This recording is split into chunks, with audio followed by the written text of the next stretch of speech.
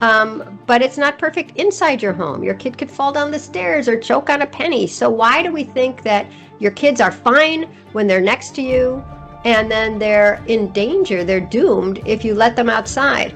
And the weird thing is that slowly things have been going worse for American kids as we've clamped down on their freedom, because over the decades, there's amazing stories about how much people used to roam around as kids and what was normal 1 generation ago, 2 generations ago, 3 generations ago. Forget it. It's like reading about, Benjamin Franklin.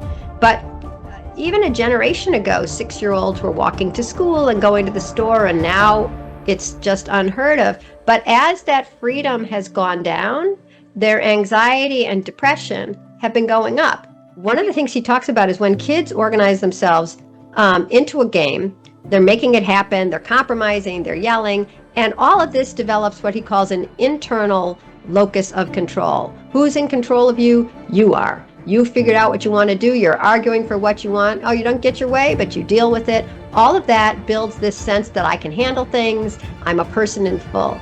I guess it's just that all I do these days is talk, right? I mean, this is like what I'm doing with you is sort of my day, and then I'll write an article. As you know, I have a deadline.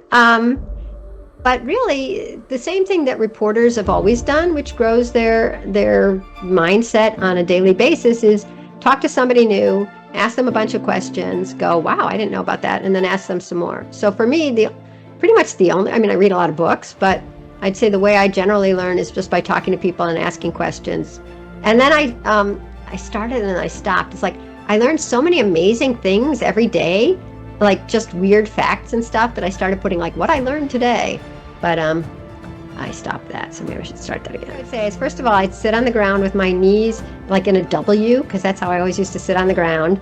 And maybe I'd be looking down because I had never given a public speech before. And then I'd tell them the truth, which is, I'm here because my mom told me, march to your own drummer.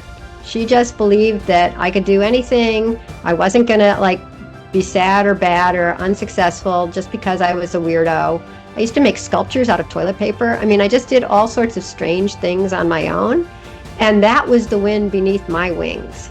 And I'd say what you really want from the person or the people who love you the most is for them to believe in you. And that's the gift to give your kids. Believe in them. It's not all you. Believe in them. I guess it always boils down to just assume the best of everybody and connect.